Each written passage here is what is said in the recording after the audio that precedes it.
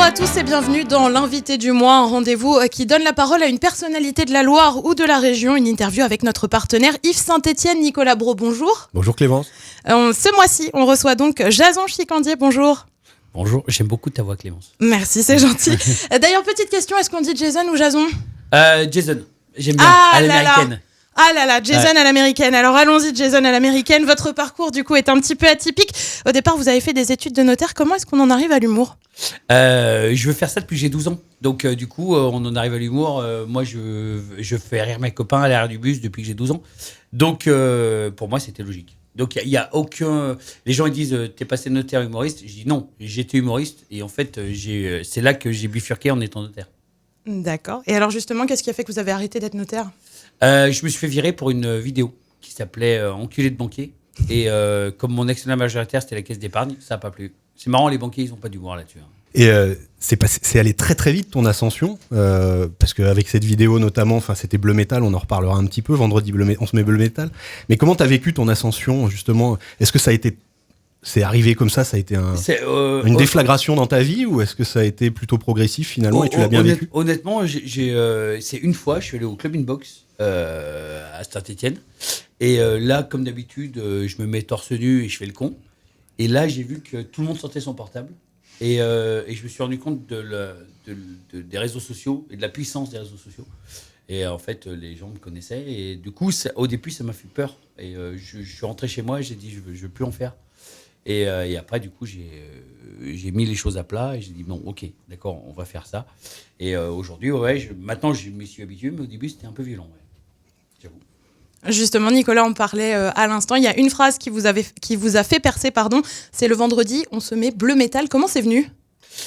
Alors, honnêtement, moi, ma femme m'avait dit, écoute, tu viens de te faire virer, je veux que tu sois dépressif. Et donc, je m'étais mis en survette. Non, c'est vrai de vrai. Et je regardais Netflix et je bouffais des médicaments. Et le vendredi, je dis, je veux chercher le pain. Et elle me dit, qu'est-ce que tu veux ? Et je ne sais pas pourquoi, juste avant de rentrer à la maison, j'ai fait cette vidéo. Et honnêtement, je suis incapable de dire pourquoi j'ai fait Bleu Métal. C'est en une prise, etc. Voilà. Bleu Métal, c'était une expression qu'on utilisait quand on était gamin pour dire qu'on se bourrait un petit peu la gueule. Alors aujourd'hui, Bleu Métal, c'est une marque de vêtements avec une variante pour les filles, j'ai vu. Oui. Rose Métal, oui. Si je ne me trompe pas. Mais c'est aussi une bière Bleu Métal Spirit en partenariat avec un brasseur du Jura. Ouais, Bruno Mangin, un génie. C'est Éric Rouvier qui me l'a fait rencontrer. J'ai passé beaucoup de temps avec lui. On a passé beaucoup de temps pour trouver la bière qu'on voulait faire. Et c'est mon chef-d'œuvre. Bruno, je l'adore. Je le caresse. Moi, je suis bien quand je fais du pot à pot, comme avec les bébés, avec Bruno Mangin. Je le lèche. C'est une vitrine pour moi. Je suis bien quand je suis avec lui. Si on devait décrire votre bière, elle est comment ? C'est une bière qui est c'est pas une bière genre une Heineken, donc c'est une bière un peu plus forte. Elle fait 6,5 degrés et elle a une très belle buvabilité comme ils disent. Et à la fin, elle a un petit goût d'agrumes. C'est pas une IPA, mais ça se rapproche de l'IPA. Il y a aussi les spectacles, la scène, c'est quelque chose d'important. Il y avait avec ton Matoukan, comme Bien tu sûr. dis, ton acolyte de toujours. 2020, ça s'est arrêté, les spectacles, malheureusement. Mais la scène, pour toi, c'est quelque chose qui te nourrit, qui est super important. Tu y as toujours pensé ? C'est le cœur du métier. Pour moi, la scène, j'ai toujours pensé, oui. Moi, je fais de la scène depuis que j'ai, on va dire 20 ans. Et pour moi, c'est le b.a.-ba. C'est-à-dire que si on ne sait pas faire rire des gens dans un public, on ne sait pas faire ce métier. Donc pour moi, c'est le b.a.-ba. On fait de la scène avec Matou. Et Matou, que j'intègre de plus en plus. Et au départ, c'était un one-man show. Et aujourd'hui, c'est un two-man show. Et on est, avec Mathias, on est deux frères. On se connaît par cœur et ça marche bien. Et lui, moi, j'ai un côté parfois un peu lourd, un peu bigard. Et lui, il a un côté plus léger, plus absurde, plus Édouard Baird, on va dire. Et donc, entre Bigard et Édouard Baird, on arrive à faire une belle communion, quoi. Et est-ce que c'est lui qui te cadre ou c'est toi qui le cadre un peu ? C'est plutôt lui qui me cadre. Ouais, voilà. quand même. Moi, j'irais parfois dans la facilité, et là où il me dirait non, on peut faire la blague en deux temps. Et voilà. J'adore, il est très très fort et c'est un très très bon auteur. Et il y a aussi un gros projet qui est tombé, c'est Astérix, réalisé par Guillaume Canet, un de tes amis aussi maintenant. Ouais. Et est-ce que tu peux nous en parler un petit peu ? Ça en est où du tournage ? Qu'est-ce qui va se passer ? J'ai eu la confirmation comme quoi Astérix se faisait. Juste toi, pour rappeler, tu vas jouer donc le poissonnier, c'est ça ? Ouais, ça va être énorme. Ordre alphabétique. Ouais, celui qui se tape tout le temps. Il est pas frais, mon poisson. Et donc j'ai cette chance absolue. Un jour, Guillaume Canet qui m'a dit je te prends dans mon film, tu fais ordre alphabétique. moi, je tourne en juillet et le tournage, pour le coup, débute en mars. Voilà. D'accord. Et moi, je tourne. Il reproduit le village gaulois à côté de Paris. Et donc, voilà, je dois aller le voir la semaine prochaine parce qu'il va me montrer les décors et tout. Enfin, c'est un truc de fou. Un truc de fou. C'est inattendu, comme on dit. Vous aviez pensé au cinéma à un moment donné ? Pas du tout. Enfin, là, je vais réaliser mon premier long métrage.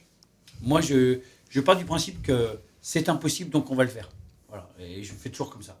Et là, j'ai dit, tiens, je vais faire mon premier long métrage. Et j'ai une première petite nouvelle, mais je ne suis pas encore sûr qu'il n'a pas signé, il n'a pas mis son nom en bas à droite. Mais j'ai demandé à Olivier Marchal de le réaliser. Et il n'est pas hostile. Parmi les autres projets, donc, il y a notamment la Route des légendes. Ça va consister en quoi ? Alors, en fait, il y a beaucoup de gens qui se disent Chicandier, c'est rigolo, mais bon, c'est l'alcool, etc. Et moi, je dis, j'espère avoir un peu plus de profondeur que ça. Et du coup, moi, je suis un passionné de sport, je suis un passionné des gens, etc. Et donc, je me suis dit, tiens, ça peut être intéressant de faire un truc où tu t'effaces un peu plus dans une émission et où tu donnes l'occasion à des gens qui correspondent à une légende de parler. Donc, je fais sur la route des légendes rugby. On attaque et c'est Jean-Pierre Rive qui nous reçoit, casque d'or. Et je fais sur le tennis, je vais faire sur le golf, je veux faire sur la voile, je veux faire sur le cinéma, je veux faire sur la musique, etc. Et je trouvais que ça bien, avec petit à petit, de m'effacer au profit des légendes. Voilà. Moi, mon personnage, il est ce qu'il est, mais ce qui m'intéresse, c'est d'encontrer des gens, moi. C'est pas de m'afficher en tant que personnage en permanence, quoi. Donc je trouvais que c'était intéressant. La Route des légendes, ça sera pas le film réalisé par Olivier Marchal. Non, ça sera autre chose, c'est un autre projet. Moi, ça, on est bien d'accord. le film que j'aimerais que Olivier réalise, qui s'appelle Un film français, et en fait on le fait en France parce que je demande aux gens s'ils veulent bien participer au film. Et en participant, moi chaque fois, dans chaque ville, on va faire un petit un public reportage. Et donc je trouvais ça intéressant qu'il y ait un film français Saint-Étienne, un film français Lyon, un film français Dijon, un film français Strasbourg. Et donc à chaque fois il y aura un petit reportage qu'on offre à la ville et qu'on offre aux commerçants parce qu'ils auront joué le jeu, quoi. Et dans un film français, on verra du coup les héros du quotidien, un peu ceux qui sont les héros de la ville, du village, C'est ça. Le boucher qui est un peu emblématique. C'est exactement. Moi je suis un fan de terroir, de gens, de produits, voilà. Donc du coup, c'est un film qui rendra honneur à la France et à toutes ces régions, quoi. Ok. Et justement, un film français, le premier, on sait où ce sera ? Le premier tournage. Ouais, le premier volet, premier tournage. Je pense que ce sera Tout Seigneur, Tout Honneur, Saint-Étienne. Ah, bien évidemment. Ah, moi je suis Jason du 42. Moi je suis Jason du 42. Ouais. CB. D'accord. Et il y a aussi un autre projet que tu as mené depuis quelques mois, c'est l'addiction, s'il vous plaît, oui. où tu invites une personnalité à te suivre pendant un petit bout de temps. Ça boit des canons, ça mange des bonnes choses, hein. Et parmi toutes ces personnalités que tu as pu avoir, Laurent Gérard, Fred Testo, il y en a plein, j'en passe, Clara Morgan qui est pas encore sortie mais qui va arriver, Joël Dupuche, le magnifique ostréiculteur des petits mouchoirs. Lequel t'as le plus marqué pour le moment ? Et lequel t'as le plus C'est une question peut-être un peu bizarre, mais non, parce qu'ils sont tous extraordinaires. Non, mais c'est pas bizarre. Je suis resté très très proche de Bruno Solo, que j'ai pratiquement tous les 2 jours au téléphone. Je suis resté très très proche de José Garcia qu'on n'a pas pu montrer. Parce qu'en fait, on s'est trop bourré la gueule. Vous n'étiez pas content du résultat, ouais, c'est ça. On n'était pas content du résultat parce qu'on était trop truffés. Et je suis resté très proche de Joël. Ouais. Qui est un mec extraordinaire. C'est un mec qui a une profondeur, une hauteur de vue. Voilà. Et donc, non, j'ai cette chance. Et Clara Morgan, pour tout vous dire, donc elle nous invite chez elle cet été pour passer des vacances. Et ma femme, elle m'a dit écoute-moi bien, Chicandier. Jamais je me mettrai en maillot devant Clara Morgan. Donc j'ai dit, si nos problèmes métaphysiques consistent à savoir si on se met en maillot devant Clara Morgan ou pas, ça va. Voilà. C'est pas mal comme problème métaphysique. Et du coup, ta famille, justement, est-ce qu'on peut savoir un peu comment elle vit ça ? Parce que ta femme t'a rejoint dans l'aventure professionnellement. Ma femme, elle bosse avec moi maintenant. Voilà. Et même, elle va être salariée de la boîte à partir de juin. Et ma femme, elle est extraordinaire. Elle accepte plein de choses que plein d'autres femmes n'accepteraient pas. Et comme moi, j'ai plein de défauts, je suis un bringard, etc. Mais je suis pas infidèle. C'est pas mon délire. Et donc, du coup, elle sait quand je gambade que c'est pas vers l'infidélité que je cours. Par contre, la bringue, elle accepte mon côté bringueur. Mais elle me connaissait quand même. C'est ça, elle a choisi. Hein. Et du coup, elle fait quoi concrètement aujourd'hui avec vous à vos côtés? Moi, elle s'occupe de la comptabilité, elle s'occupe de toute la partie administrative, elle gère la société. Moi, sans elle, honnêtement, la boîte, elle fonctionne pas, quoi. C'est elle qui cadre Jason, qui lui cadre Matou, qui Matou cadre C'est Jason. ça. C'est une histoire de famille. Tout le monde se cadre un peu. C'est Tout le monde ça. se cadre, C'est tout le monde se cadre. Mais c'est quand même elle qui tient tout. Quoi. Sans elle, il n'y a rien. Ma femme, c'est le ciment. Ouais. Ma femme ça. et ma fille, c'est le ciment. Je pourrais rien faire sans elle, quoi. Vas-y, Clément. Allez, j'y vais, je continue. Vous êtes né donc du côté de Lyon, mais vous en avez déjà tout à l'heure parlé, vous êtes plutôt stéphanois de cœur. Si je vous parle de la rivalité Lyon-Saint-Etienne, bon, c'est un peu connu, c'est évident. Alors, si je vous demande de choisir l'OL ou l'ASS, vous me répondez quoi? L'ASS. Je réfléchis même pas, mais parce que je suis stéphanois. Mais moi, cette rivalité Lyon-Saint-Etienne, je la comprends pas des masses, en fait. Parce que moi, quand j'étais gamin, j'ai passé tous mes week-ends à Lyon parce que mes grands-parents étaient lyonnais, et mes parents étaient lyonnais. Et moi, j'ai toujours adoré Lyon. Donc, voilà, t'entends, on parle de cette rivalité, mais pour moi, elle ne me concerne pas. J'adore Saint-Etienne et j'adore Lyon. Et qu'est-ce qui fait que vous aimez Saint-Etienne? Parce que c'est assez atypique, en effet, d'avoir quelqu'un né plutôt du côté de Lyon qui se revendique stéphanois. J'adore Saint-Etienne parce que j'y ai tous mes amis. C'est là où j'ai vécu mes plus belles émotions. J'ai roulé ma première pelle à Saint-Étienne. J'ai couché avec une première femme à Saint-Étienne. Voilà, Saint-Étienne, pour moi, et ma première petite amie était Stéphane. Enfin, Saint-Étienne, c'est ma ville de cœur, c'est ma ville d'émotion, c'est ma ville de copains, c'est ma ville d'amitié, de tout. Et voilà. Donc, c'est pour ça que Saint-Étienne, je l'aurai toujours au fond du cœur. Et surtout, à Saint-Étienne, il y a un truc qu'il y a peu dans d'autres villes, c'est qu'il y a un vrai mélange de cultures, je trouve.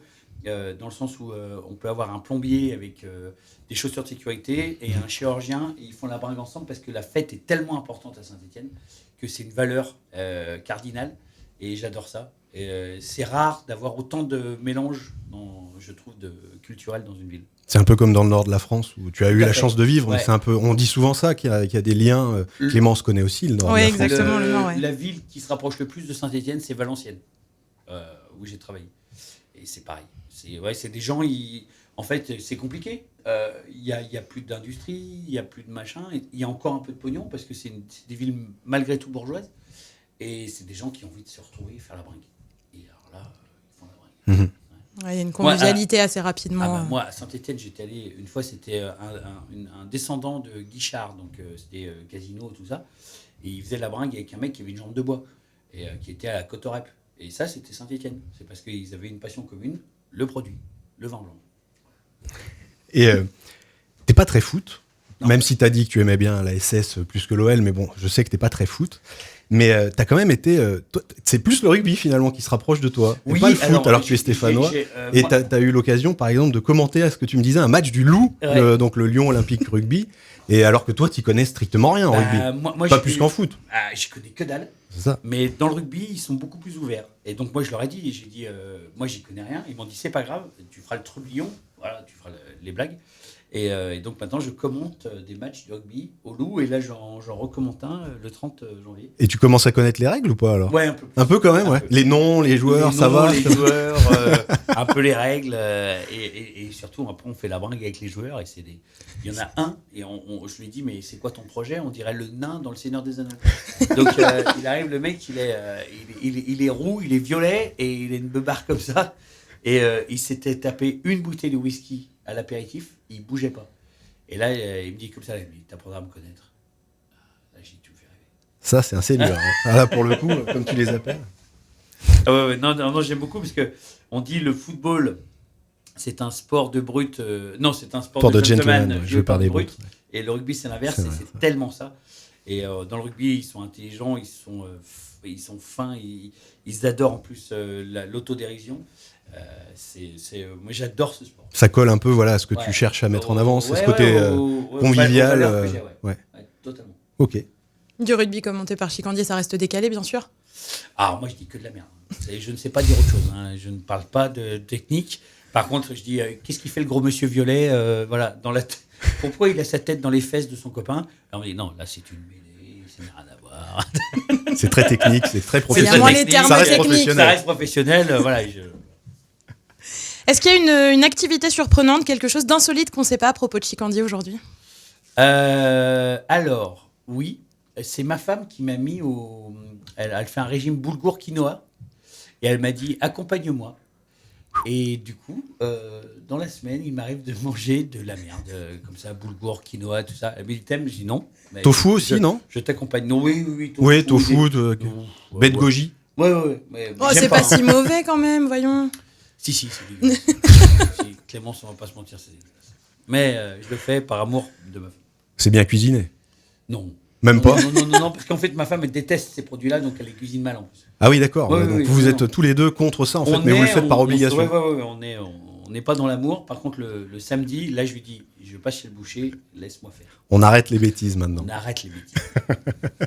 Et si on revient un peu sur ton passé stéphanois, mais tu connais encore bien Saint-Étienne, quels sont tes spots que tu préfères? Quand tu reviens à Saint-Étienne, quels sont les spots que tu aimes aller voir? Alors moi, je vais beaucoup plage Jean Jaurès l'été, parce qu'en plus, ils ont mis le petit truc en terrasse là, qui est sympa. Donc je vais chez mon pote Claret. Là, par exemple, je vais à Demain-les-Vins. Demain-les-Vins, anciennement sur la place du Méliès. C'est un pote qui tient ça. Et il a des vins extraordinaires. Et voilà, c'est plutôt ça. Et puis, plage Chavanel, il y a mon copain qui a la bouche pleine. Voilà, ça c'est mes spots. Ok. Forcément des bars. Comment? Forcément des bars. Moi, j'aime bien quand les gens sont violets, j'aime bien quand les gens sont larges, j'aime bien quand les gens sont alcooliques, j'aime bien quand ils ont le cul plat et le bide un peu large. Ouais. Plutôt les PMU, quoi. Moi, les PMU, c'est le kiff. Moi, Ouais. c'est le kiff, ouais. Bar de la Poste dans un village, ouais, là, j'adore. Quand il y a Pépé qui arrive et qu'il est bien alcoolique, bien imbibé et qui prononce pas une voyelle, j'adore. Très bien, merci Jason Chicandi d'avoir été avec nous et de nous avoir répondu. Mais merci à vous, c'était un vrai plaisir de partager ce moment avec vous. Et puis Nicolas, nous on se retrouve le mois prochain avec un autre invité. Super. Merci Clémence.